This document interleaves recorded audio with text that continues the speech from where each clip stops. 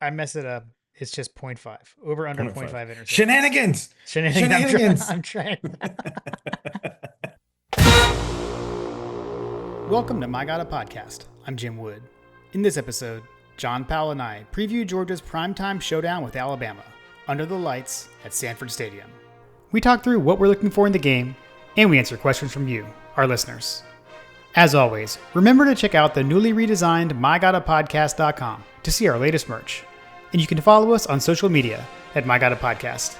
Finally, if you need help with your website or your online presence, head over to workingwebmedia.com/dogs. Now, let's join the conversation in progress. We're back. We're back. Here we are. Pretty it's a pretty big week, Jim. It's a big one. I feel like this is one of those like game of the year, game of the century of the year of the week kind Not of according to matchups. ESPN, Jim. Oh, it's not. Well, true. Couldn't even send game day here. Couldn't get game day to muster enough effort to come down. True. Fair. That's okay. We'll just have SEC Nation. And Jason Aldean and Luke Bryan. True. True. I did like the tweets. People were responding like, what are we to read into this? Yeah. Might I they think announce might they announce something is while it they're on SEC possible Nation? they could is it possible they could hard launch a concert series in Sanford Stadium? Yeah, I would. Seems likely. Seems likely. We'll find out. Stay tuned. Stay tuned. Hey, I've been jamming out to Jason Aldean's just getting warmed up lately. So if he plays that while SEC Nation is here, that'd be awesome. Yeah. Yeah, for sure. I told you in the recording before the recording. I just said that I found the a nugget, and I because like I didn't read this in like the official game notes or anything, but this is Mhm. actually the 75th matchup between Georgia and Alabama. The 75th anniversary, eh? 75th, well, just 75th, not Well, anniversary, but 75th. yeah, Yeah. Yeah. 75th game played. I was looking at the like all-time series history, and I was like, wait a minute, this feels like a big number. Let me do some math. So it was pretty funny. But yeah, so yeah, we've played 74 times. This will be number 75 between the hedges on Saturday night. So looking forward to it. It's our diamond. It's our diamond anniversary for the matchup. Okay. Okay. Nice. Also, I don't know. We'll have to see if I get all the way there by Saturday, but I'm almost done with Band of Brothers, John, in the off the Bro. list portion of the podcast. I watched the penultimate episode today, so I've got one left. All right. I I got to feel lock like in. I get like dialed in. I like lock in to watch these things. you've been taking breaks to watch Wednesday. I feel like there's more Wednesday that's been watched. Well, it is true. We finished Wednesday, and then Kim and I finished the final season of You, and now we just started another show. So Right. Well, I'm gonna be interested to what are your thoughts so far? Do you have you like I know that last time we talked you were like, I think I've watched this before, but I want to get to a part where I haven't. oh yeah, so I'm definitely beyond what I had seen. Okay. Yeah. So I had not seen the whole thing. And yeah, man, I'm at like I said, I just watched the second to last one. So like they're in Germany. Um, man, uh, it's tough to watch too. Like it's very good. Um, I also have found myself like going back and looking through my mom's stuff about my grandfather, her dad, and pulled up some of that. Um, because like the Battle of the Bulge episode, like outside Bastogne was, that was another one like tough one. And when they're there like Christmas, around that time, and like that's actually where my grandfather got captured there, or in that battle. He was in the 106th, not the 101st, but he was captured during that battle. I think he was north of where they were at, Hmm. but just crazy to think about, you know. Still suboptimal. Yeah, yeah, yeah.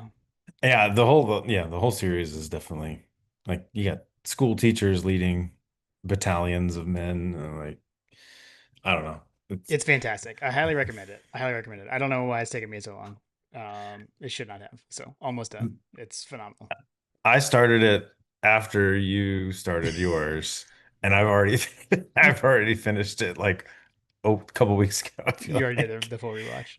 Yeah, All yeah, good. yeah. All good. All I good. already did the full rewatch. My bad. My bad. Um yeah. The Easy Company story is certainly interesting. I always like watching the men afterwards, like when the guys or before the episode goes, like they talk. It's like, Yeah. geez, You had the interviews. Yeah. Yeah, it is. It's phenomenal. It's very well done. It's very well yeah. done. All right. Um, I suppose we can dive in. I Let's suppose we could talk about the football game we can talk that's about the football game. It's a on the big one. gridiron. We got another war, a different kind of war coming up. That's right. That's right. A battle between the hedges. All right, let's do the rundown. Reminder, you can follow us on social media. We're at My Got a Podcast on Twitter, Instagram, YouTube, Facebook, TikTok. You can follow both of us on Twitter as well, or wherever you want to find us. And always, reminder, you can head over to homefield.mygottapodcast.com. Get your home field merch. Use code Hunker Down to get 15% off your order. And I'm actually wearing a Home Field Apparel T-shirt today, JP. And this one actually has our code on it. It says Hunker Down on it. So Home Field is even making T-shirts with our discount code. Pretty amazing. Uh, If someone says, "Hey man, that's an awesome shirt," you can be like, "Hey, you can buy it," and you can use this discount code. use this. The discount code is on the T-shirt. Too good. I'm wearing Caroline's Nice. Jesus was a Georgia fan. Um, Caroline, shout out. That was my Christmas present from Caroline. Not a home field shirt. That's okay. That's okay. Uh, All right, let's see. Okay, so matchup Saturday night. We got kickoff is at 7:30 Saturday at Dooley Field at Sanford Stadium. The Dogs come in 3-0, 1-0 in the SEC.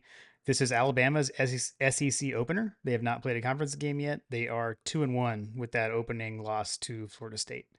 The Dogs are number 3 and number 5 in the polls. Bama is number 16 and number 17. The game is on ABC. We've got the primetime crew: Chris Fowler, Kirk Herbstreit, and Holly Rowe. The official hashtag that we will forget to use is hashtag Bama versus UGA. And like I said earlier, the all-time series, Alabama leads 44, 26, and 4, making this the 75th meeting between the schools. Last meeting was won by Alabama last year in Tuscaloosa, 41-34, when our comeback fell just short. The weather has continued to change throughout the week. So looks like it's gonna be pretty warm, around 80 degrees or so on the day. Bring a poncho, I guess. Definitely some precipitation possible. So just be on the lookout for that. Pack a poncho. That's my recommendation. Packing a poncho. All right, Jim. Yeah, yeah. I will definitely have one packed, and then I will make a game time decision as to whether it leaves the house and comes to the stadium. We can always retreat to the breezeway. Always can go to the breezeway. Which right there, I don't know, maybe right there, important announcement. We want to touch on that. My God, a podcast will be in attendance in person. That's true. That's true. We're gonna put our record on the line. We're gonna put it to the test. Look, man, multiple streaks on the line. Not only is the My God, a podcast when we both attend a game in person streak. Uh, we've got the Georgia 33 game home win streak uh, on the line. So not since that South Carolina 2019 was the last time we lost between the hedges. So a lot on the line Saturday night in Athens. Yes, that'll be a fun time for sure. I am looking forward to it myself. I guess while we're on that, like on the hit, I guess kind of like the history matchup kind of stuff. So I'll run down a couple other things about Georgia with Bama. So um, Kirby's 1-6 against Bama as a head coach at Georgia, but we have never faced Alabama at home during that time. So I mean, this is the first time we get them at home since 2015, Rick's last season, um, which is wild. It's been 10 years. It's gonna be 10 years to the date, by the way. Oh Uh, wow. yep. Okay. So 10 years to the date since we played them. That was that rain game. We were like taunting them coming out of the tunnel, and then they just waxed us. Um, the last time we beat them at home, again, we hadn't played them at home since 2015, but the last time we beat them at home was in back in 2003. Uh, so kind Back of when back in our days. back So in our days. Yep. yeah, yeah. So those are just a couple of things I have there. We've got a lot of demons to exercise on this one, Jim. Yeah, yeah. Agreed. Agreed. All right. Let's see. I believe you have some fun facts. Do you have some fun facts to hit us with? I have a fun fact. We've played these guys quite a bit over the last several years. So I don't recall talking about this in the past, but maybe Jim, your super memory will be able to W- recall if w- we did or not. We'll see. We'll see. I'm gonna touch on Yeah, Alabama. Okay. Do you recall us ever talking about this? Yeah, Okay. Alabama is a song that they sing. It's like their fight song or whatever. And it came about in 1926 through a competition, and it was something that happened after they won the Rose Bowl, the national championship back in that time period. It was written by a student there was a editor, the Rammer Jammers. I think he's an attorney now, or was an attorney at that time. Um, like later on. And I'm gonna read you the lyrics of this thing, Jim. Okay. Okay. I'm ready. Hit me with it. And from what I've read in my extensive, very, very highly, like Jason would be so proud of me research. Um, apparently it was written overnight Okay. by the student, which is like a totally a college kid thing to do, right? Right. Seriously. All right, here we go. This is the Yeah Alabama fight song. Yeah Alabama, drown 'em tide. Every Bama man's behind you, hit your stride. Go teach the Bulldogs to behave. Send the Yellow Jackets to a watery grave. And if a man starts to weaken, that's a shame. For Bama's pluck and grit have writ her name in crimson flame. Fight on, fight on, fight on, men. Remember the Rose Bowl. We'll win then. So roll on to victory, hit your stride. Your Dixie's football pride. Crimson Tide, roll tide, roll tide.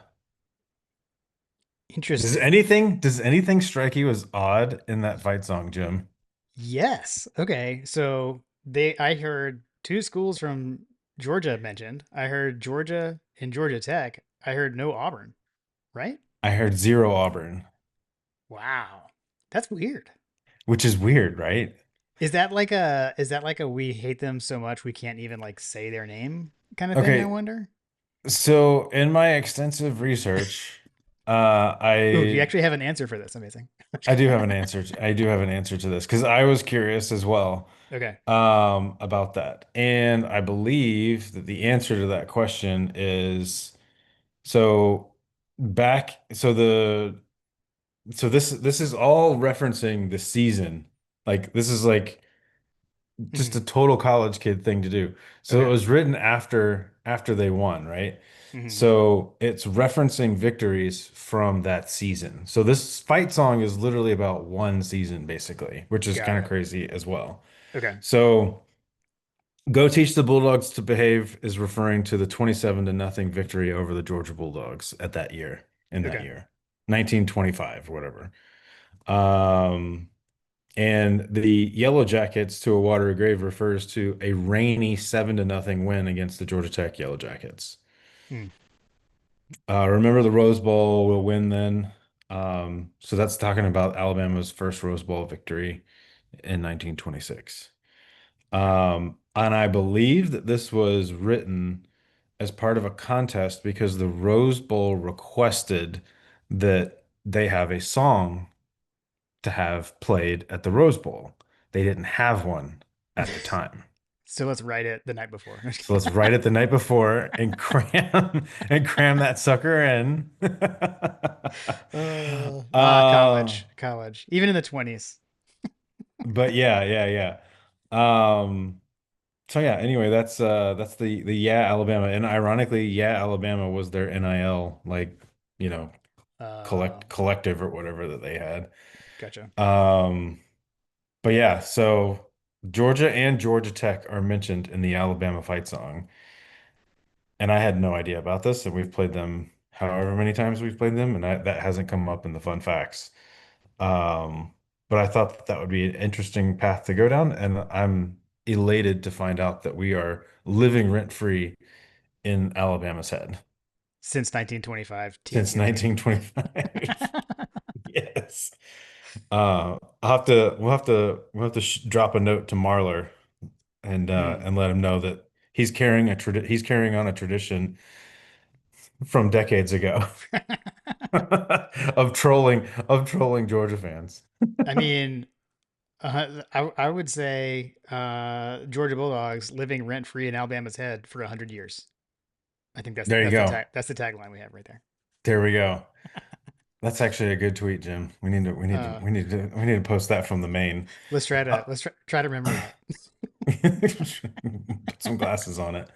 I think Uh, so I think that there's a couple of other like and some of the other research that I did, like some people were saying that it was referring to like the Mississippi State Bulldogs, hmm, but that does not track with the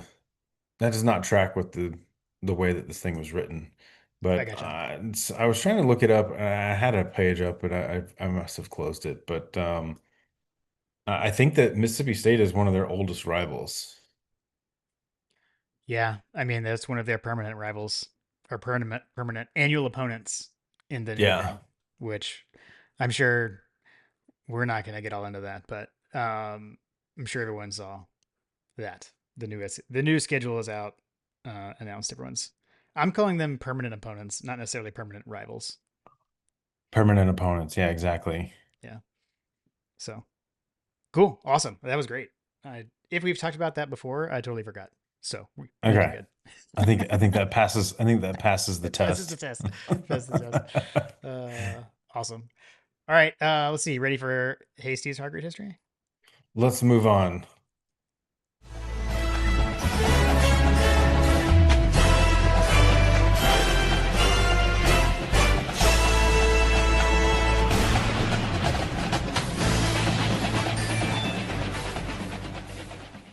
All right. Hasty's Hargreaves history, Alabama edition.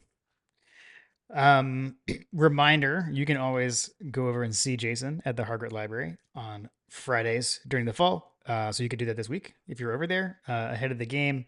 You can head over there this year. There is an exhibit going on around UGA swimming and diving that was helped curated by legendary coach Jack Bowerly as well as Jason, obviously. So always a good time to go stop by and see Jason. All right, here we go. From Jason, this is what he sent us. Georgia's games against Alabama are rarely carefree affairs. For Georgia fans of all ages, every new game against Alabama is covered in the shadows of past struggles.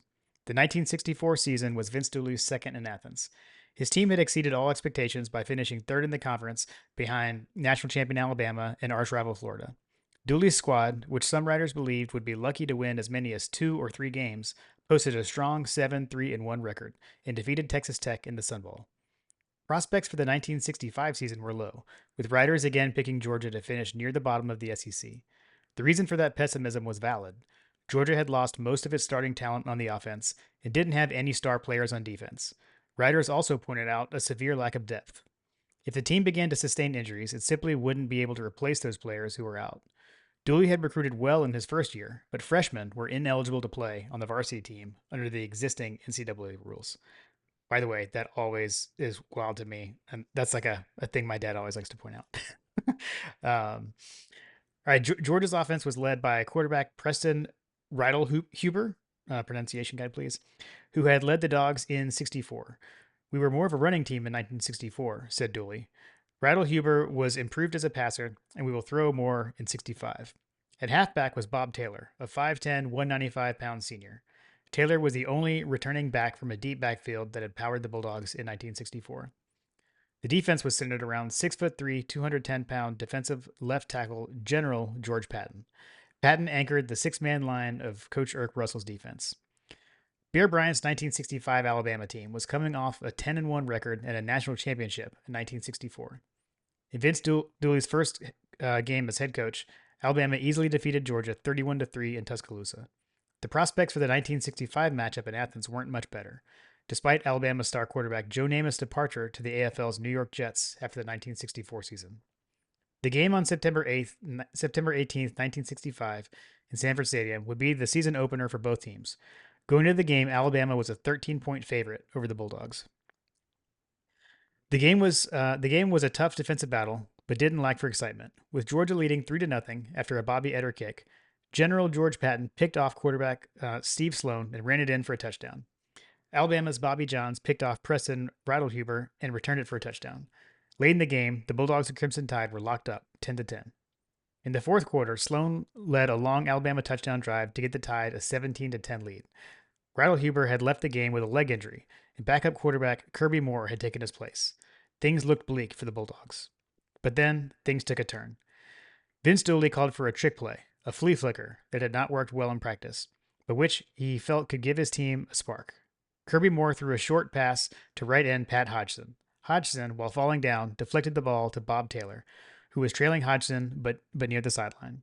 The deflection caught Alabama's defenders flat footed, and Taylor ran it in for a long touchdown. The play covered 73 yards and brought the score to 16-17. In conversation with Coach Dooley before he passed away, I asked him about what he remembered about that play. This is Jason talking.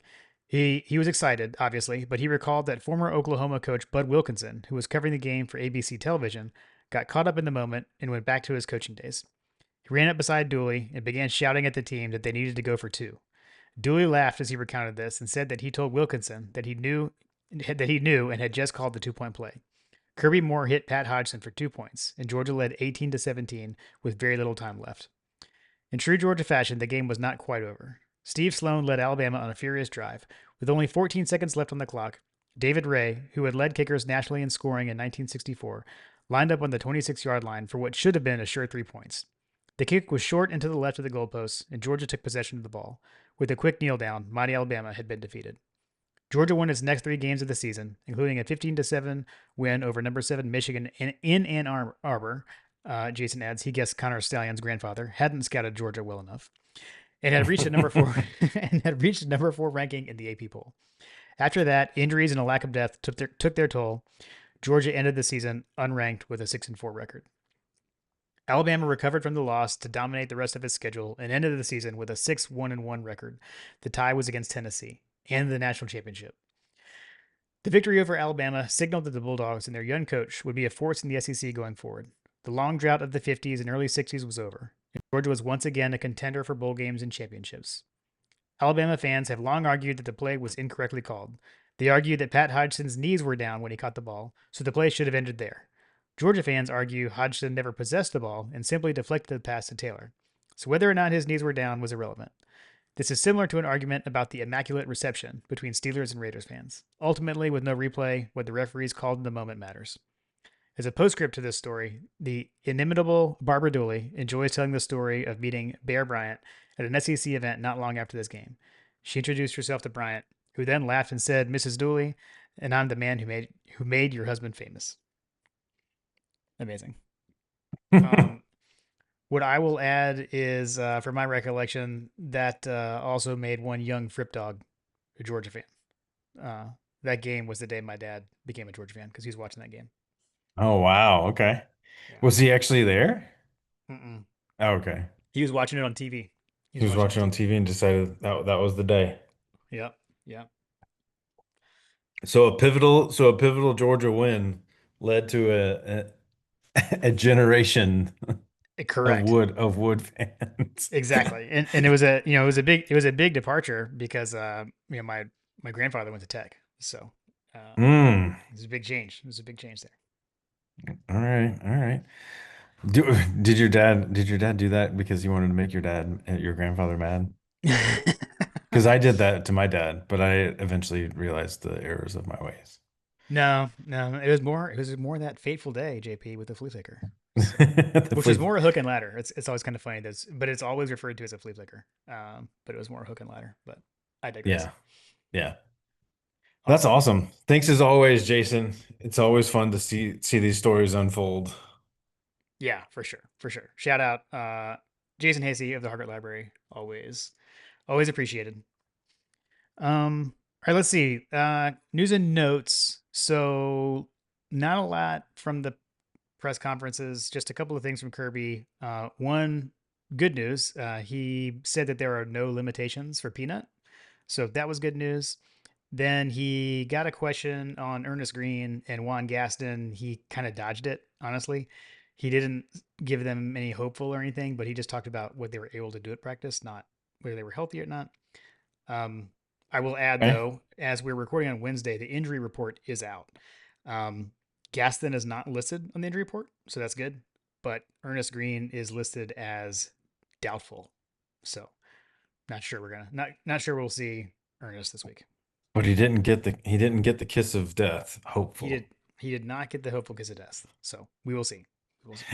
We gotta get the rankings here, right? Like if Kirby says you're hopeful, but if you're listed as doubtful, then you got a shot. Correct. Exactly. Um, nothing. I didn't see anything like earth shattering anything from like Kalen DeBoer's press conference. I think the only thing news and notes wise there is running back Jam Miller has been out and sounds like he's expected to return. So just FYI on that one. Okay. All right, so let's see. In the game itself, JP, net yards per play, I will say overall, like Alabama definitely looking better than Georgia there at 2.63 yards per play. We're only at 0.7, so we need to get that up. And turnover margin, something they have been very good at. So Alabama is +6 in the turnover department, whereas we are -1. The wrong What I hear direction. you saying is that we need a regression to the mean. Correct. Correct. All right. What do you, let's actually, yeah. So let's talk about that. What we're looking for when Georgia has the ball. So the Georgia offense, Alabama defense. Um, some notable folks from Alabama. So the leading tackler is senior linebacker Deontay Lawson. He's got 19 total tackles on the season. Junior Bray Hubbard, defensive back, has 2 picks. Mentioned they've got 6 takeaways on the season. And then Yanze Pierre is a sophomore linebacker. He is the sack leader on the team with just one total sack. So just a few folks to look out for on the Alabama defense. I don't know, JP. Yeah, What are you looking at? What are you looking for from our offense I mean, in this game? I think just like everything for the season is going to come down to the offensive line and what we're able to do along that front. Um, I like the fact that they are ranked 78th in the country in rushing defense. Mm-hmm. So they're giving up 138 yards of, you know, they're giving up 138 yards of rushing offense. I would say that if you were to give me that number before the game, I would take it. Um, Yeah. so yeah, I'd say that if we can just get them into, playing to their, averages on the rushing side of things and then get them uncomfortable in the passing side of things. Um, as you look at curious, I mean, yeah, like I said, I think that it's ultimately going to come down to that. I think that their one loss on the season is to Florida State, which by and large looks to be, one of the great quarterbacks of the season. True. But aside from that, they haven't really played a whole lot of anybody. Wisconsin sucks. Louisiana Monroe sucks. So they've basically played a couple of practice games and haven't really been battle tested against a true defense and offense. Yeah. Unless you are categorizing Florida State into that category. Um, so yeah, I think that we'll be okay with these guys. Like I said, if we can get the offensive line moving in their averages, for a rushing attack, um, I would take that number all day long. I think that what are we? We're averaging 209, and they're giving up 138, so somewhere in there. Yeah. that's largely what I'm going to be looking for, and then most importantly is going to be just the no no turnovers. Like if we can win the turnover battle and we can get the offensive line to get a good push, I like our chances against against this defense. So you're saying it would be better to not just come out throwing interceptions all the time like Carson Beck did last year? Is that what you're telling Cor correct, correct. me? I concur. I concur. It turns out when you throw interceptions backed up on your own 10-yard line, that's not good. Yeah. Yeah. No, I'm with you. And I mean, I would say last game against Tennessee, taking the shot play early definitely opened things up, I think, for this offense. And then also love, the 13 personnel. I mean, we're struggling on the offensive line, bringing those extra blockers via the tight ends and run the dang ball. So I'm with you, man. I'm with you. And we saw Gunner do it with his arm and his legs. We've seen him do that basically all season, except the one game when they didn't really let him run. So I expect to see more of that as well. So I'm with you. Yep. Cool. All right, let's talk about when Bama's got the ball, kind of their offense, our defense. So they are led by junior quarterback Ty Simpson. He has thrown for 862 yards and 9 touchdowns, no interceptions on the season, 72% completion percentage, 186 QBR. So he has statistically has done very well. Um, Kind of a two leading rushers are Kevin Riley, he's a freshman running back, 120 yards, and then AK Deer, also a freshman running back, 85 yards and 7 attempts and 1 touchdown. So like we're not a ton of rushing coming out of this offense. Um, but with the passing, uh, Bernard is actually the leading receiver. So Jeremy Bernard, senior wide receiver, 15 catches, 275 yards, 3 touchdowns. And then Ryan Williams, he's 18 now, I guess. He's not 17 anymore. Sophomore receiver, 10 catches, 195 yards, and 2 touchdowns. Yeah, if the ball gets thrown up, guys, just bat it down, please. Oof. Yeah. Yeah. Let's talk about that a little bit because I think I can't remember if we specifically talked about it on the podcast or not, or if this was you and I just talking, who knows, before the podcast, after the podcast, texting. Like Tennessee, I think we were talking about, or you had said something along the lines of like the receivers are, I mean, they're not like similar receivers. It feels like Tennessee is like the big physical, like go up and get the ball kind of thing. Where at least Williams for sure. I mean, he can make a catch in traffic. I mean, we've seen him do it, but I feel like his strength is more like after the catch and being shifty, etc. I don't feel like they're like the same kind of receivers as we saw at Tennessee. Yeah, so Jeremy Bernard is 6'1", 204, and Williams is 6 feet, 178 pounds. Okay. And so their two biggest weapons are nowhere near the size of Tennessee's wide receivers. From my recollection of their stats, I feel like the Tennessee's wide receivers were much bigger. Yeah, I would agree with that. So yeah, I think that this is ultimately going to come down to like how nervous do you feel about, you know, our guarding Ryan Williams in the secondary, and I'm sure that Kalen DeBoer is probably going to be looking at, you know, their Tennessee's receivers were running free in the secondary, seemingly at will, at times, Yeah. and I imagine that they'll probably try to get our guys moving in space, because that seems to be something that we're struggling with this year. Yeah. So I like Kirby off the bye week. So I don't know. I have a feeling that they're going to have to figure that out pretty quickly because it could get out of hand early if we can't figure out a way to stop Ryan Williams and stop that passing attack. What will, ultimately help us is again on the defensive line, getting that push in the trenches. So, I mean, SEC is one in the trenches every single weekend, and for Georgia, unfortunately, the last couple seasons here, we just haven't had that Jalen Carter, that Jordan Davis type character that's able to completely take over games up the middle. I feel like we're getting there. We're still young along the defensive front, so It's just one of those things where we just got to grow up fast. Yeah, yeah, I'm with you. And hey, those two guys you just mentioned are still taking over games and winning games on blocked field goals, return for touchdowns for the Eagles. So What an amazing, what an amazing pick and scoop and score that was. that was unbelievable. I've got a buddy who's a big Eagles fan that I texted him. I sent a Larry Munson like text, just 3 words, "Oh my God," and he knew what I meant. So at any rate, yeah, no, I'm with you. I mean, and like back to the whole rushing thing. So Alabama is 105th in rushing in FBS at only 123 yards a game. So, like you said, line of scrimmage game. I think in general, what Kirby tries to do is shut down the run, right? Make them one dimensional, and I expect that to be the same here. I'll shout out our buddy Dog Stats Josh as well, just talking about like what was happening against Tennessee and with those 50-50 balls, they just kept hitting on them.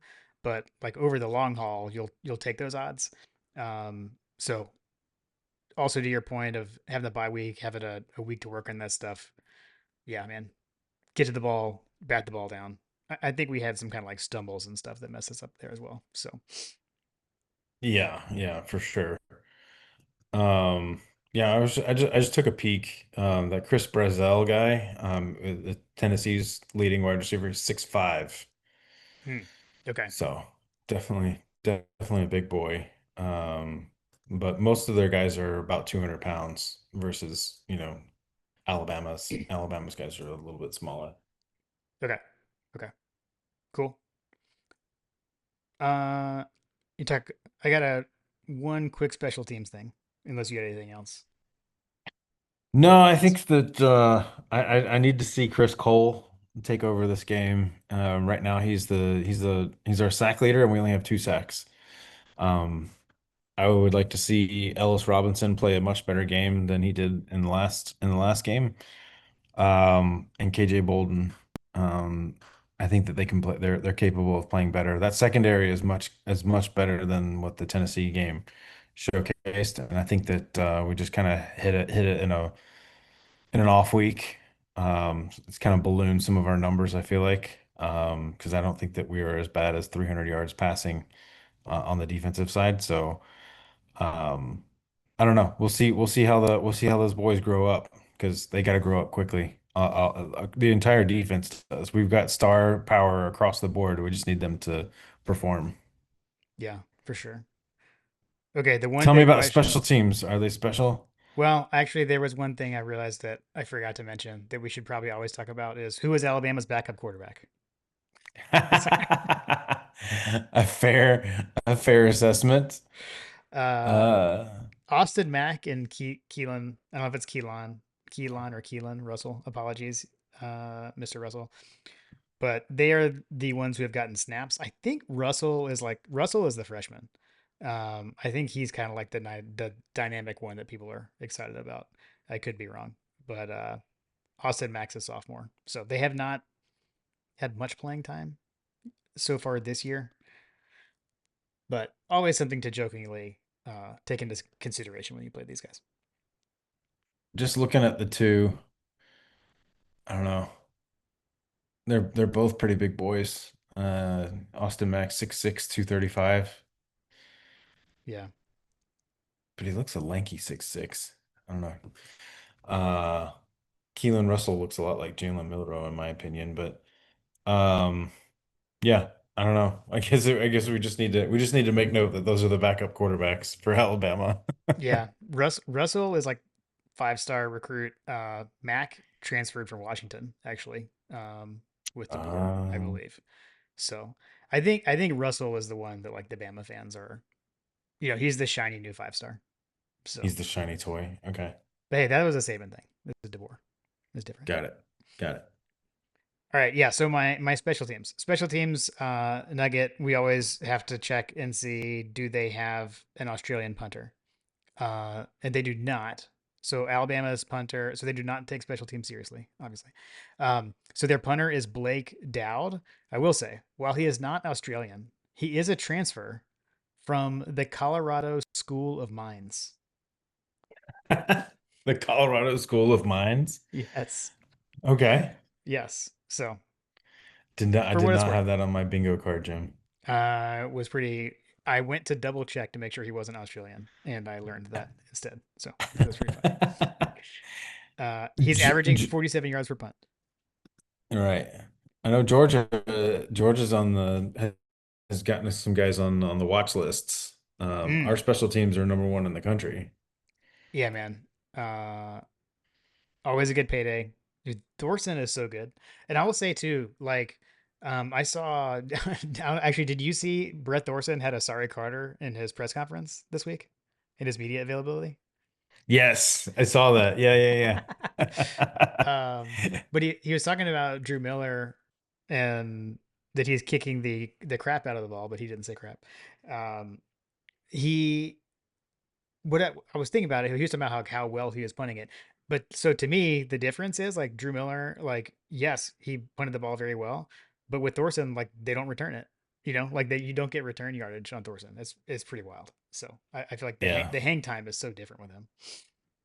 Yeah. I mean, if you're looking at facets to identify, if you're looking at facets to identify, special teams would definitely be one of our strengths in this game. Yeah, for sure. Just to know their kicker is Connor Talty. He's a sophomore. 13 of 13 on extra points, 3 of 4 on field goals on the year. That's what I got for the special teams, JB. Jim, in the notes, it says that Alabama is ranked 131st in kick return yards. Mm. Is that correct? Looks like it. Looks like they have one kick return yard. Or they're averaging 1 yard per kickoff return, I guess. Yeah, it seems kind of strange. They're probably fair Uh, catching all of them, is my guess. yeah, yeah. Um, I don't know. That's something that sticks out. That sticks out to me Okay. as Okay. far as the special teams go. Nice. Nice. Okay. Cool. You want to hit the listener questions? Yeah, let's do it. All right. So, as always, the listener questions are brought to you by Working Web Media, our friends over at Working Web Media. So, they helped us get our website redesigned and set up a couple off seasons ago. We've really liked it. You can head over and check out mygodapodcast.com to see some of their work. We've got access to all of our shows there. We've got our merch, etc., on there, so you can find out more about My God a Podcast over there. But like I said, they worked with us. Really was very seamless and easy for us to get all of that set up. They've been great partners for us over the last few years. So if you have a small business, you need help with your website or your online presence, head over to workingwebmedia.com/dogs and they will know that we sent you their way. All right, JP, we're going to kick it off as we always do with the Belding bonus. TM from our friend Brett Belding.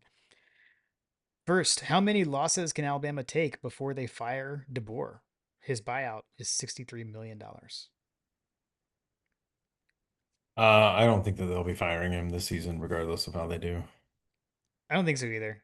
Large buyout, and we've gone from week one fire him, talk from the fan base to like they're gonna kill us this week thing.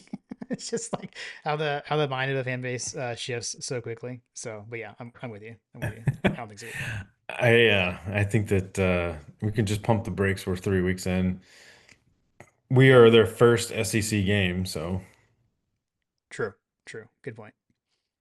Then second one from Brett. Will we ever wear black jerseys in a game other than G Day? Under Kirby Smart, I'm not sure that we will, honestly. I mean we have in the past, so Yeah, yeah, but not since COVID.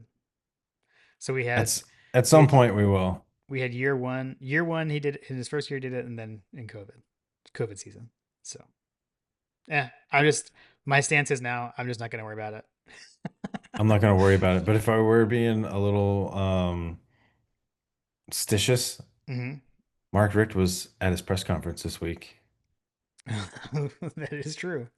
That is true. Mark Mark could have given him some whispers. He's like, the best way to do it is you come out in red, and then you go in and you change, and you come out in black.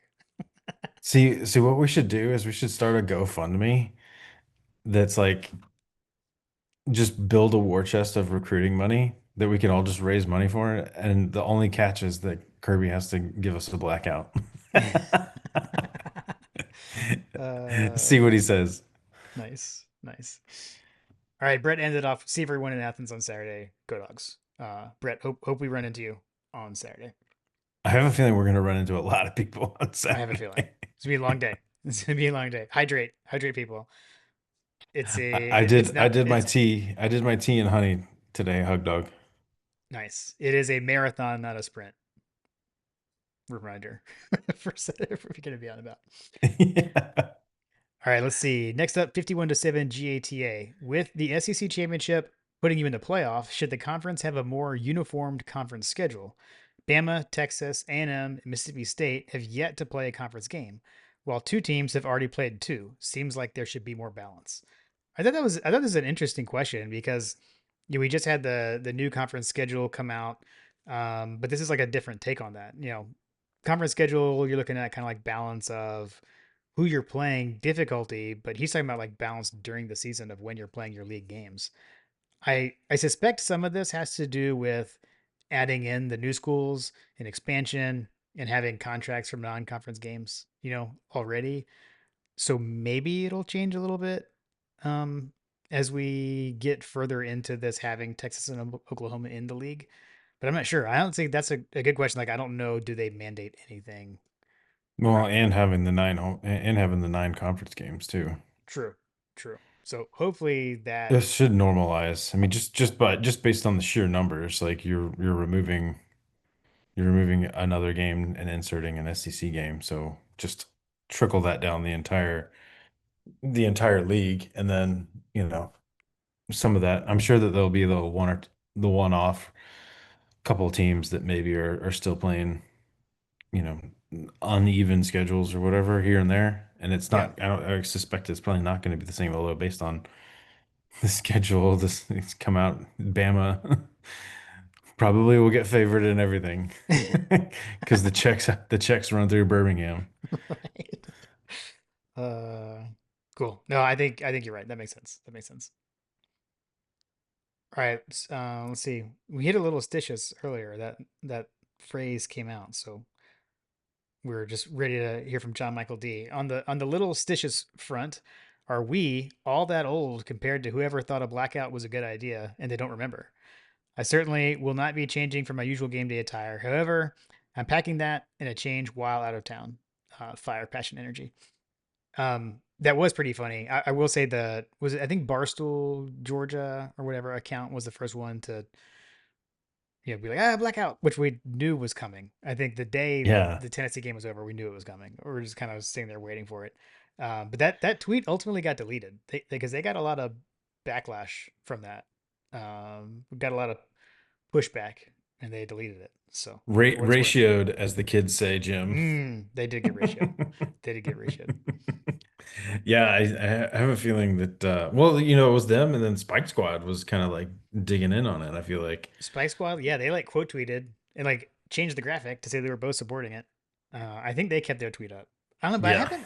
I don't know, maybe I just haven't been on Twitter as much, but I haven't heard as much since. Like there was an initial push and it seems to have somewhat dwindled, maybe. Although we have multiple questions about it, so maybe not. I mean, when a company like Barstool puts something out like that, it's hard to take it away. Yeah, true. Even if it was deleted, it's still out there because I've seen it screenshotted, and the graphic I've seen posted elsewhere. Like people were posting it, and the internet is forever, guys. If you That's don't want it, true. if you don't want it on the internet, someone's archived it somewhere. Um, yeah, I, I'll cover my bases and come red and black on. How about Oh, there you go. that? That'll work. That'll work. My thing is, we might have another question about this, but I'm just gonna say like kind of like my stance on this now. And Hug Dog actually tweeted something to this effect. The original blackout in 2007 against Auburn, that one was announced by the school. Like Rick actually came to a press conference and said the players want the fans to wear black. And then ever since then, I feel like we as the fans have wanted to recreate that and we have tried to recreate that. And I get it. Like you're a student in college, you want to do something fun. Like I get it. Like but we keep kind of like asking for blackout, blackout. So my thing now is I'm just gonna let the school say it. Like if this someone from the school says it's a blackout, cool, I'll do it. But otherwise, I'm not gonna be like trying to like push like a fan led thing. I don't know. That's kind of my stance on it. Okay, we can continue. Uh, Yeah, yeah. I wish that the school would just go ahead and knock it out and just say these are the games that we're gonna do the uniforms. yeah, Auburn will always be a blackout at home. Tennessee will be red pants on the road. Blackout or red out Florida, Florida, Georgia. Um, you yeah, know, whatever. Like I think the red out actually makes more sense because we can drown out any Alabama colors. 100%. And that's something that I picked up from Chase Kelly was around like Bama fans are going to be there wearing crimson. If we as Georgia fans all wear red, it kind of mutes the crimson wearing fans in the crowd, so we get the overhead crowd shot. It's hard to tell that there's even any Alabama fans there because they're in the crimson, we're in the red. It kind of blends in. So it's good for the look on the TV as well. Agreed. All right, John Michael D added also. You guys remember that one time we beat Alabama, kept winning until we went back to back? Amazing tweet. That was awesome. I like that one, John Michael D. So good, so good. All right, let's see. Next up, Fletcher Proctor. Sorry for the late question. Fletcher, no need to apologize. All good. Got it in plenty of time. I was reading my new coffee table book about Aguilar starting the game 14 of 14, and it got me thinking. Forget blackout Sanford. What if we checkerboard Sanford? I hear that always works. Tennessee never loses when they do that. Dogs by 20. Oof. Oof. I love it. I'd take that too. Yeah, seriously. Checkerboards for Tennessee. Screw those guys. As the hat says, Jim. That's right. That's right. FEMF. I will go back to the super. I will go back to a little stitious, Jim. I want to Mm, address a little stitious point. okay. Wallpaper Wednesday on schedule. True. True. Wallpaper Wednesday was out there. Man, when that wallpaper tweet hits, you're like, I guess. It's actually a pretty cool image too. I like it. Yeah. Yeah. I did as well. Let's see. We've got Ryan Heinko next. What happens first? Dabo leaves Clemson to return to the Gumps, or Pit Boss returns to Athens? I don't think Dabo's going anywhere. I don't think the Gumps want Dabo to come anywhere near them. Unless he was maybe a coordinator. I don't know. Yeah. Um, I think Pit Boss would be more likely to return to Athens, but I have a feeling that if they let him go, he's probably gonna retire to the lake. Yep. 100%. Shocking. We agree. Oh my God, a podcast. I, But I, I think, I would I not think mind Dabo's him going to coming retire. back I would not mind him coming back as a consultant, Ooh. Okay. like Yeah. Yeah. one Will Muschamp, or I think we saw Cheney's actually at Tennessee now. He is. Yeah. Yeah. Yep. No, Don't I'm get with you. cute. I'm with you. I mean, I don't know. I've the seat is hot for Dabo. I will say that the seat is hot after last week. Um, Bit of a struggle there in Clemson. So I think the seat was hot and is hot, and I think that he is fanning the flames and throwing gasoline and lighter fluid on it himself with all the nonsense he's partaking in the media. It's like the first rule of holes, right? yeah, yeah, agreed. I'm with you. I Let's see. tell you who's like handling being on the hot seat the best is probably Billy Napier. I mean, Yep. his seat's probably the hottest of anybody in the country right now. I mean, you got the president of the university coming out and making statements. You got, or I can't remember who came out and made a statement. You, whenever you have a vote of confidence, it's probably not a good sign that you're in good standing with the football program. Yeah, yeah. The dreaded vote of confidence. Yeah, Let's see. Will Garland says since it'll never happen, this feels like a safe hypothetical. The dogs come out of the tunnel in black jerseys. What is your initial gut reaction?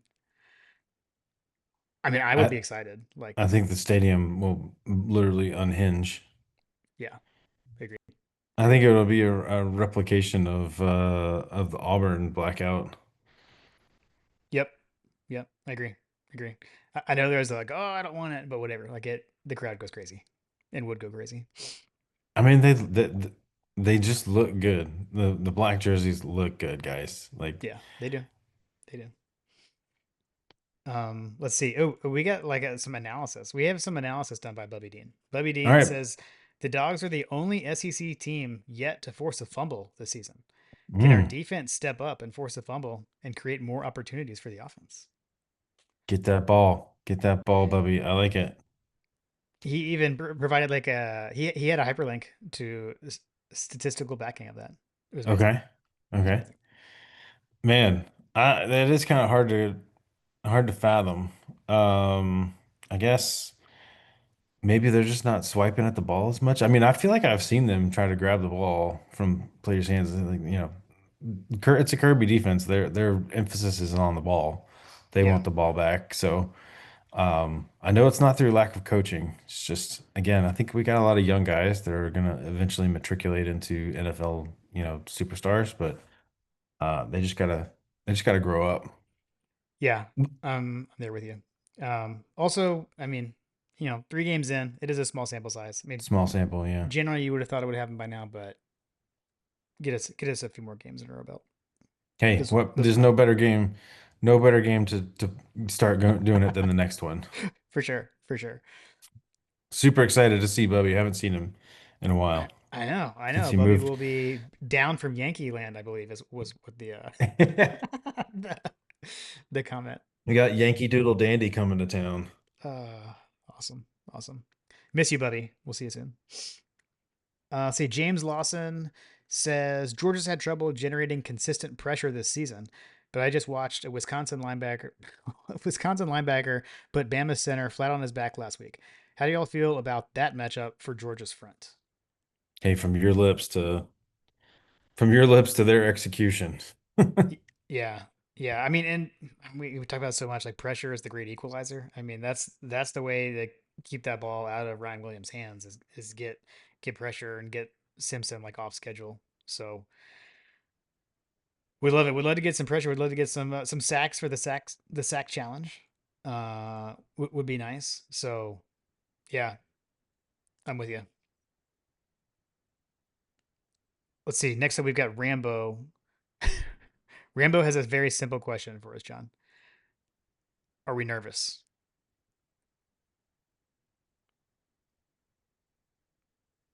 Uh, quietly optimistic. Okay. I would say that we're not. I mean, I guess nervous is probably a fairly generic term, so I could say, yeah, we're nervous. It's a big matchup.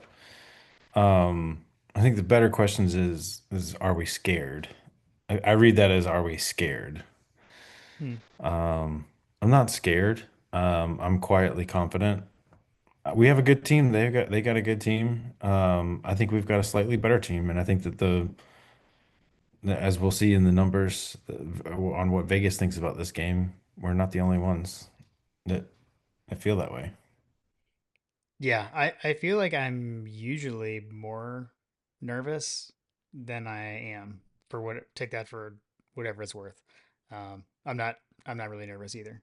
Um, I'm ready for this one. I'm ready to see these guys in our home stadium. I'm excited. Let's see. AO's up next. Ryan Williams torched our butts last year. All the cushion and busted plays by defensive backs against Tennessee does not do my heart good for Saturday. Make me feel better. I'll hang up and listen. Adam, I think probably just back what we said earlier around the physicality of Tennessee's receivers. The receivers for Alabama are very different, um, size, stature, etc. So they're a little bit smaller. I think we kind of struggled against the size of the Tennessee receivers, which is not what we'll see out of Alabama. So hit on that earlier. Hopefully that makes you feel a little bit better heading into Saturday. Yeah, I think that Ryan Williams is going to be for sure be one of the focal points for our defensive backs. But like I said, I think that they'll be coached up a little bit more. I I mean I realize that hindsight's 2020, but like we got burned on some 50-50 balls that just didn't go our way, and 9 times out of 10, I like our guys to make those plays. Yeah, agreed. Um, let's see. We got Matt Key up next. Um, let's see. We we talked blackout, so no, we should not go blackout. I think that's our stance. Um, Two, you think there are still some things that have been held in the tank specifically for this game? What do you think about that, John? I know we talked about that a lot heading into Tennessee. Like, were we holding back, things? You think there's a chance we've still done that to some extent heading into this one? Um, Like, could we see some new wrinkles against Bama? I mean, they clearly had some stuff left in the tank for the goal line situation. They installed several different run looks. I think we heard uh shoot Austin Brooks. He Mm-hmm. he talked about how there were like 11 new concepts that they had installed in this last game. So like very clearly they've got things up their sleeve that they can pull out. I mean, shoot, we've been bitching and moaning about goal line offense, and then for the 2-point conversion, they bust out a play that worked to perfection. I'm like, why didn't we see that? So I have a feeling that there's still stuff that they've got up their sleeve for certain situations and things like that that they probably are sitting on. And I do think that we probably will see them if the coaching staff feels like that they need to put them out there. Yeah, yeah, that makes sense. Um, any changes coming in the secondary? I wouldn't expect that. I wouldn't expect that. Yeah, I wouldn't expect that either. I mean, the talent we have a lot of talent. Like I said, it's just we're watching some young guys go through their lumps, and you saw it with other special talent defenders in the past, but you know, you just kind of have to take your lumps on some of these. I mean, and you saw in the game, every single one of them that made mistakes ended up making up for it. Yeah, yeah, for sure. And then he said, anyone have a breakout game that's a surprise? I'll tell you somebody I'm watching that it's just, I mean, he's been out there, he's been playing a lot, but it's someone that we didn't really talk about, like kind of like in the season leading up, like in the preseason, is Kyron Jones. I don't know, he's a guy I'm keeping my eye on in the secondary. I think he's been playing well. So we're talking about on the defense or just in general? I guess in general, I mean, Josh McCray, I would sure, put him in that ilk as well. But he showed that he could tote the rock in tough situations, and put us over the goal line literally. Against Tennessee, so I would put Josh McCray in that vein as well. Um, that's a good one. that you don't. That is a surprise. I'm trying to think of anyone else that would be like a particularly big surprise. I mean, you and I have been talking about Peanut. Yeah, Um, he's been like right there, so close. We've been so close from breaking one, and at some point, someone's gonna break one. yeah, yeah, for sure. Yeah, he hits the hole so fast. Like Hmm. his acceleration is off the charts. Yeah. All right, let's go to Boss Dog TJ Witten. So I heard Josh Pate talk about being a little stitious earlier this week, which brings up the question: what are y'all superstitious about, a little stitious about, and not stitious about when it comes to the dogs?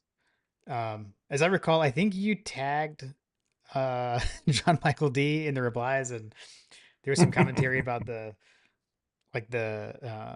my stance on like attire that I got from Hunter.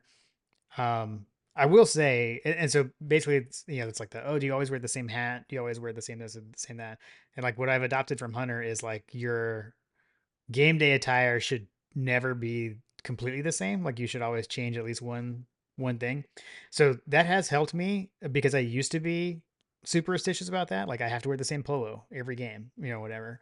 Um, so it's helped in that sense, but it's also hurt because now I'm like on the opposite. I'm like, wait, what did I wear last game? Like I have to wear something different.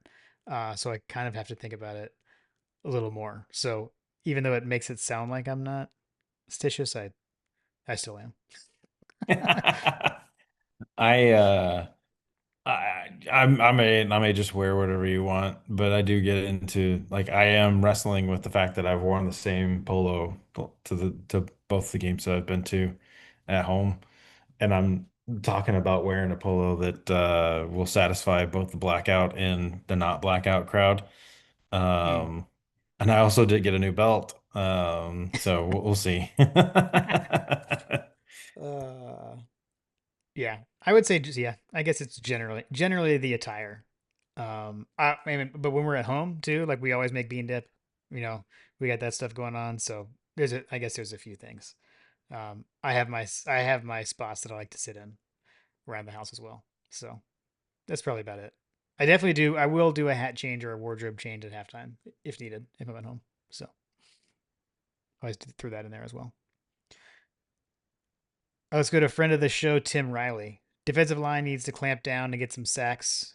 How many are needed for a successful night? Fire, passion, energy is needed, and we must rush for more than 150 yards. What do y'all think? See you in Athens. Go dogs. Yeah, Tim. Hopefully we see you at the tailgate again. It was good to see you at the opener.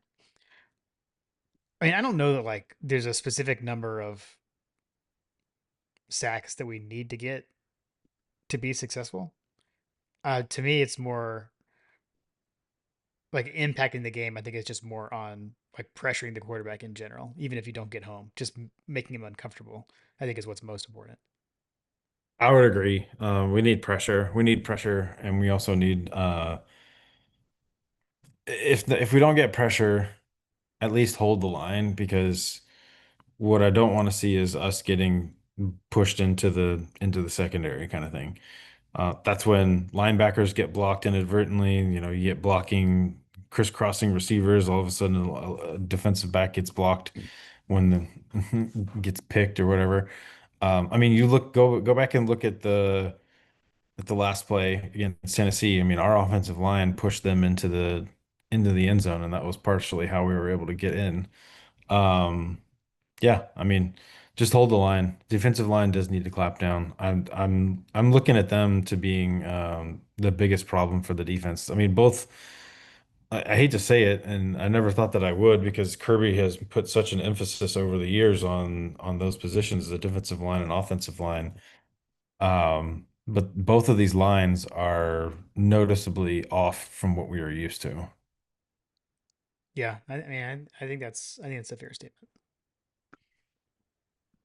Um, and then the rush. I mean, the rushing yards, rush for 150 yards. I mean, this is one of those games where traditionally the team that wins on the ground wins the game.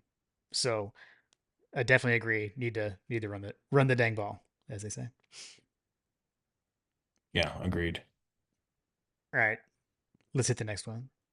Fireball.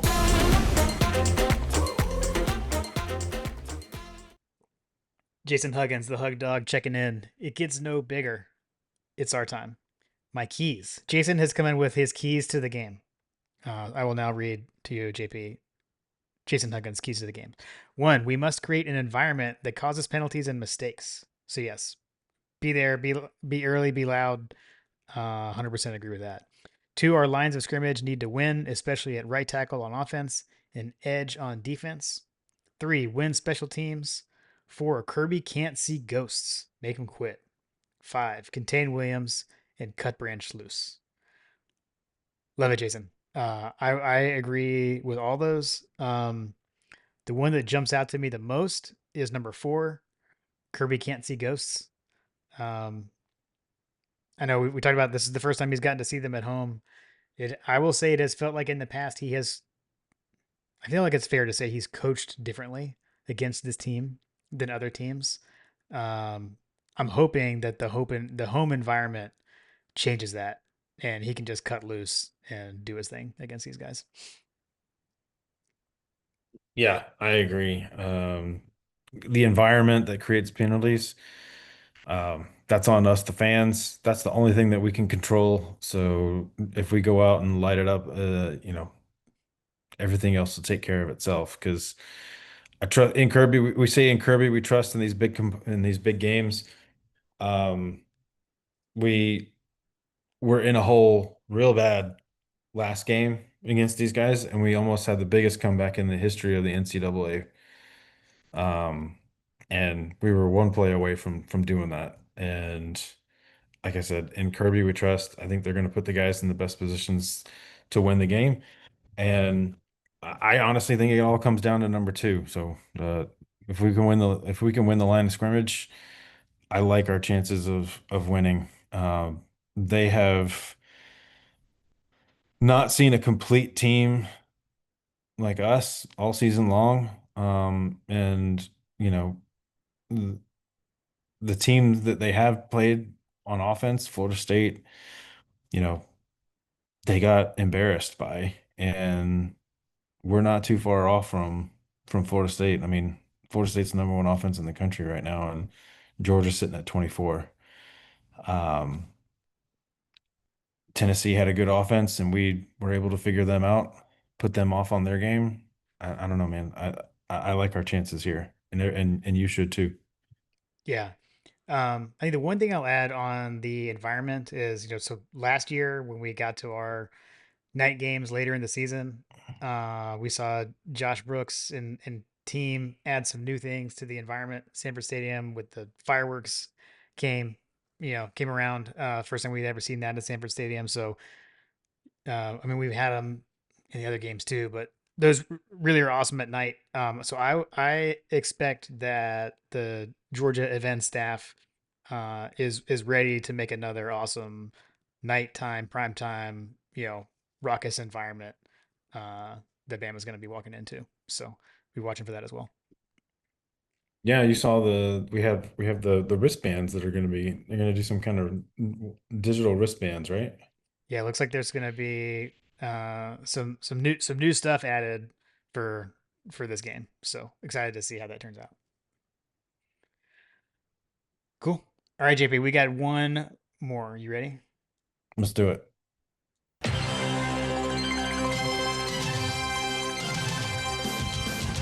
Oh my God! My God, a freshman. Trying to put glasses on it. 1980, woo, brother. All right, it is time for Coach Trillbill's over unders Alabama edition. Let's see, we are tied, right? I believe we are tied. We went into the bye week tied after the Tennessee game. I don't know, coin toss. Who goes first? Who goes first? We're tied overall. Yeah, yeah, we're tied. I'll give the honors to you, Jim. Okay, I guess if we say from the tie, I was in front before, Yeah, yeah, you were in so front so I before. so I so I keep the honors. Okay. All Mhm. right, so I'll go first. So we're gonna start off with the offense as we always do. Gunnar Stockton over under 275 passing yards. I mean, he just went over that for the Vols on the road. I'm gonna say he's gonna do that against Bama at home. I'm gonna take the over. Mm. I've got him on the under. Okay. All right, over to you. Georgia running backs with a carry over under 3.5. I'm gonna go with the over on that one, Jim. I'm with you. I actually agree on that. And then players with a catch over under 8.5. I'm gonna go over. We still we like to spread that ball around. Yeah, I'm gonna go over. I looked at that at first, and I thought it was wide receivers, but it's players. Mm, it is. It is. Okay. Let's see. Over to you. Flipping over to the defense. First one is over under 280 passing yards for Ty Simpson of Alabama. Uh, I think he's gonna go over that. Okay. Okay. Um, I guess I'll agree. I guess I'll agree. I'll agree. I don't want to agree. I want to say under. Strategery. And then over under tackles for a loss by the Georgia defense. Over under set at 4.5. Oh man, that would be delicious. That maybe this is a want, but I'm saying over. I've also got them on the over. Okay. And then rounding out on the defense with you, over under 2.5 interceptions. Is that to me? Oh, I said it No, wrong. I I was about to have say, hold on a second. My notes say different. yes. The screen says 2.5. I messed it up. It's just zero point 0.5. Over under Point zero point 0.5. 0.5 interceptions. Shenanigans. Shenanigans. I'm trying. Shenanigans. I'm trying. My uh, bad. I have on the official point 0.5 line. I have it on the over. Okay. Oh, I promise I didn't do that on purpose. Oh I'm man. like, I actually made notes this time, Jim. So I have Oh, everything. you I came made all my prepared. picks. I made all my picks beforehand. Oh man. Oh, too good. All right, I didn't do the picks beforehand, but I'm gonna agree with you though. I think we get one. I think we get one from this guy. Okay. Okay. So let's see. So now it's to me. Hopefully I got these. Did I write these down correctly? I'm not sure. We'll find out. Special teams, Peyton Woodring field goals made over under 2.5. Is Uh it is it to I'm gonna you? this is me. Yeah, I'm gonna stick with what I thought to myself beforehand. I'm gonna go under just on volumes kick because we're gonna score touchdowns, John. I've got the under on that one as well. Okay. All right, and then this one, I almost reached out to coach because I'm not 100% sure the reference here. I know what he's talking about. Okay. So over under Bama players with stuffed animals. Over under point 0.5. I have it on the over. Okay. What is the reference here? I feel like I'm missing something. So they have I think it's Ryan Williams. Which honestly, dude, like Ryan Williams is on like a bit of a sophomore slump or whatever. Mm-hmm. Um, but Ryan Williams pulled up into the season opener with a stuffed Tyrannosaurus Rex, I believe it was. Um, Okay. and I can't remember what I'm trying to verify, because I didn't think about this ahead of time. What I'm trying to verify is if it was one of these stuffed animals like my daughter has. Like there's these like weighted stuffed animal things that you can buy Mm. at Target. And I think that it's one of those, but I don't know that they make a T-Rex one. But anyway, he was pulling it in. Um, and I don't know if there was any kind of like, he was doing it in honor of someone, but that's like a Okay. thing. Like the youths are carrying stuffed animals around.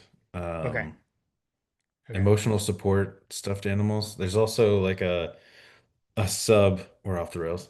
There's also a sub category that they sell, which I thought that my client was pretty amazing in creating one, and I don't have it with me. It's in they've been usurped from my domicile, but um the emotional support dumpster fire. It's like this little knitted thing, and you're supposed to like squeeze it or whatever, and it's like I don't know. But there's apparently emotional support fruit and vegetables that the kids are buying at school that are similar. They have like a little, like, I think like Camden got one that was an emotional support apple. Dude, the things you learn on My God a podcast. You never know what's Yeah. gonna happen. And I think my daughter has an emotional support broccoli. Yeah, anyway, As one does. As one does. as one does, yeah. All right. Oh well. With that, I have to go hit the over.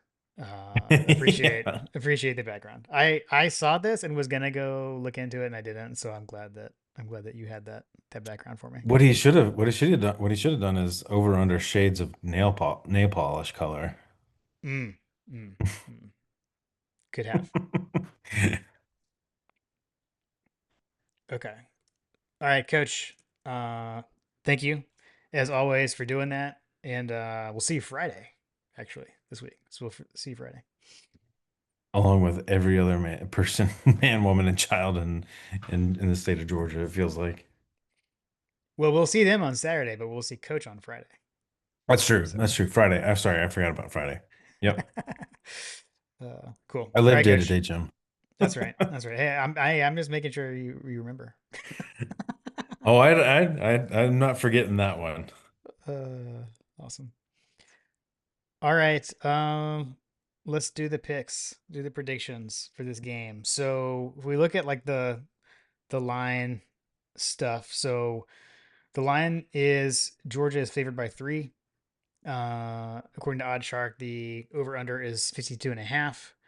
That gives you an Is it implied three or score. 3.5? Did the line It drop? moved. It moved. Mm, It was 3.5. Now it's 3. Um, okay. that gives you an implied score of Georgia 27.75 to Alabama 24.75. Um, the predicted score from OddsShark has Georgia 32.2 to 26.2. Looked at Parker Fleming's CFB graphs. He does have Alabama slightly favored in this one. He's got Alabama like 24 ish. Let's call it 25 to 21. He's got like a 4 point spread there. I ran our scoring impact numbers. Take this with a grain of salt, super small sample size, but that's got Georgia 31.5 to Alabama 25.5. So yeah, I don't know Hmm. where your head's at. I don't know if you got something prepped or you want me to go. Um, no, I'll let you go. Okay. I mean, so for me, like I was saying, I feel like I'm kind of like oddly calm about this one. Like I'm usually like freaking out. We're heading in to play these guys. But I kind of take it back to like what you said earlier, John. Like, I think these are two good teams. I think we're a little bit better. Um, you can do all the streak stuff. The Kirby 1-6 against Bama, all that stuff. But I'm relying on um, the 33 home win streak on the line. When you add the My God a podcast in person, dogs on top, 31 to 24. Hmm. I like it. I am going to go with I think that we control the game enough. I don't know that we're going to be able to contain Ty Simpson. His numbers just jump out pretty sharply, and having seen Joey Aguilar, Tennessee's a good offense. Um, I just think that that he's gonna get his yards basically. It's just a matter of can you contain him. Um, Yeah. so I look to that as something that I feel confident that we will sort out because we were able to sort it out with Tennessee. I've got the dogs 27 to 25, 28, Ooh, 25. nail biter. Yeah, Okay. 28, 25. Yeah, I feel like I don't know. The way we're thinking about this is so much different probably than like after week one. But I think we've kind of been saying around, like they're not going to look like they looked against Florida State. I'll tell you that. They're gonna they will look different, for sure. I think we'll get their best shot, but I think we'll be ready. I think Kirby will have them ready. Yeah, I mean, I think that yeah, I think that Kirby will have him ready.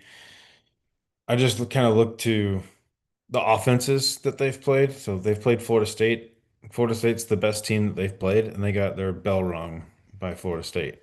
Yeah, Um, you've got Wisconsin and Louisiana Monroe. Their offenses are worse than ours. So like I don't know that there's a really good sample size for Alabama right now. It kind of goes back to the, small sample size. hmm The one really good team that they played, they got absolutely shellacked. and it was on the road too. And it was on the road. Um, I, you know, I, I think that there might be some more to the 50, for the 52 to 7. Um, I think that question about the schedule Hmm. balance is probably worth looking at overall because I look at like a team like Florida. Man, they've gone through the ringer Yeah, with their schedule already. And yeah, here you have Alabama. They haven't even really played anybody except for Florida State, and the one team that they played has been kind of destroyed them. So I look to, I look to see maybe I should go back and adjust my over under on Ty Simpson, but I don't know. I just feel like that they're gonna get their yards, but I feel like we're gonna contain them. So, um, but yeah, I've got it in a close one. Vegas knows. uh, true, true. All right, you want to look at some games around the country with the coaches pick 'em? Let's look at the pick'ems, Jim. All right, first up, we've got number 4 LSU at number 13 Ole Miss. Ole Miss is favored by 1.5. This is a 3:30 game on ABC. I'm gonna take Ole Miss actually in this one. Give me the Fighting Hunters in that one. Okay, man, I don't I don't I don't trust LSU. yeah, I think we're all well, not we so much, but people were very high on LSU after that Clemson win over Clemson, and that one doesn't exactly look the same as it did after week one. So I'm with you. Yeah. The next one is Auburn at number 9, Texas A&M. Texas A&M favored by 6.5 points. That one is also 3:30. I think that's interesting. We got two games at 3:30 there. This one's on ESPN. CBS would never. Yeah, seriously. I'm surprised. I think it's kind of crazy that Texas A&M is so high. And then also, I will say, I think Auburn's pretty good. I mean, they had a kind of a tough result against Oklahoma last week. That was a really, really hard fought, close game. So Where was that, at home or away? I can't recall. that was at Oklahoma, I It was believe. at Oklahoma. Okay. Yeah. I've got the Aggies in this one, Jim. Okay. Okay. Um, I Gig just went 'em. through. I went through that whole thing, but I'm gonna take the home team as well. Yeah. And All right, then we go. We've got number 15, Tennessee heads to Mississippi State at 4:15 p.m. Eastern on SEC Network. Tennessee favored by 7.5. Um, Only 7.5. that's what I say. I feel like that's kind of low here. Yeah. Although Mississippi State has looked, I mean, they look pretty Starkville's a good. weird place to play, man. Yeah, yeah, and I mean, Tennessee. Although well, I'd say hangover from Georgia. They had a game last week, but they beat UAB. They did what they do to a small school again last week. Right. I mean, I guess I got to go with Tennessee. I'll be picking UT Knoxville on that one. Okay. Uh, then we go to Arkansas. We got number 22 Notre Dame, 4.5 point favorite at Arkansas. Nooner, 12 p.m. on ABC. That'll be what 11 local time out there in Arkansas, I believe. What do you think? You think Pit Boss can give Notre Dame yet another L? I'd like that to happen, but I got Notre Dame in this one. Notre Dame sends Sam Pittman home Mm, to to Athens. there you go. I like it. I like it. That was good. All right, because we're picking all the same games, I'm going Arkansas. Go Pit Boss. Hey, Uh, Lake Oconee is a great lake, coach. and then we'll round out with the game that Game Day is going to, since they're not coming to Athens. You've got the number 6 Oregon Ducks at number 3 Penn State Nittany Lions, 7:30 p.m. on NBC. Uh, Penn State's favored by 3.5 at home over Dan Lanning in the Ducks. I got I Penn don't. State on that one. You do? Okay, I'm gonna go with Lanning. I'm gonna take Dan. I'm taking Dan Lanning over James Franklin. That's the basis of my pick. Got it. Cool. I'm taking the home team on that one. I mean, I'm assuming that'll be a whiteout as they do there. Um, I was I just about to believe. say, is it going to be a whiteout? Yeah, I think it is. I think it is. They announced those things officially. So sorry. um. Must be All nice. right. Well, we'll both be there, so I'll see you this weekend. So we know that's Oh, that's happening. I'll be heading down solo. Lily has I'm trying to think of the right terminology. I think it's like North Carolina Honors Course.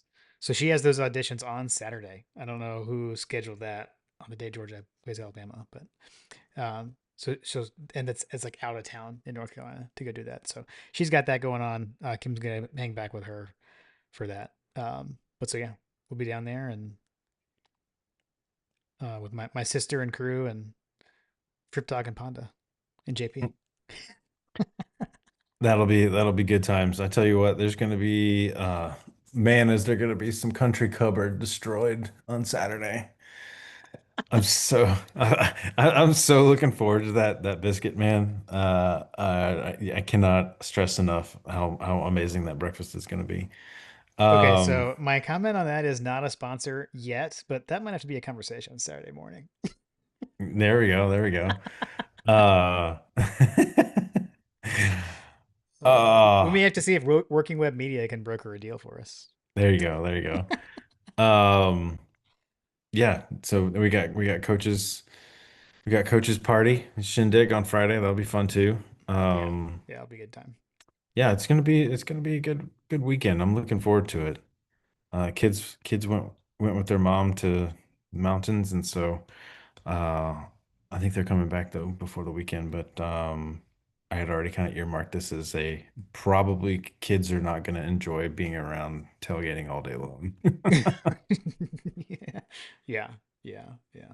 It'd be a It's long gonna be a day. long day. Yeah, yeah. Are we It gonna we're will. gonna bust out the bean dip? Mm. I mean, we might have to. We might have to. Why not? Let's do it. I'll teach you. We'll be there. I'll teach you how to make it in person. You can, although I don't know, you make it more fancily than I do. Do I? I feel like didn't you made like a pattern on the top with like the vegetables or something or Oh, I potatoes did or do I something. did do a pattern. I think Yeah, it so see. wasn't it like a Georgia G or Yeah, something. you like Yeah. made a G with like tomatoes or something. So Yeah. also a reminder of the way I make it. I make Panda's famous bean dip TM Jim's version, which is not my mom's. I have Yeah, my yeah. I have my way of doing. I cut corners.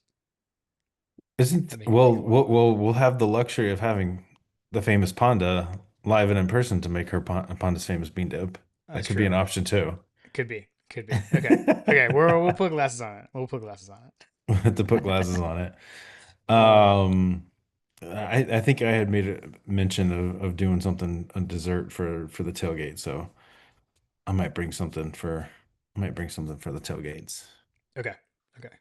Something that's a Nice. little bit more easily transportable. Cool. I'm excited, man. I'm excited to see you, to see everyone this weekend. Excited to see these guys between the hedges. And I'm looking forward to lighting up Stanford when it comes to the fourth quarter. Absolutely. Yeah, I'm looking forward to having a good time and seeing everybody out there tailgating. The tailgating scene is going to be fun. So, um, that said, we'll see you on Saturday between the hedges and go dogs. Go dogs.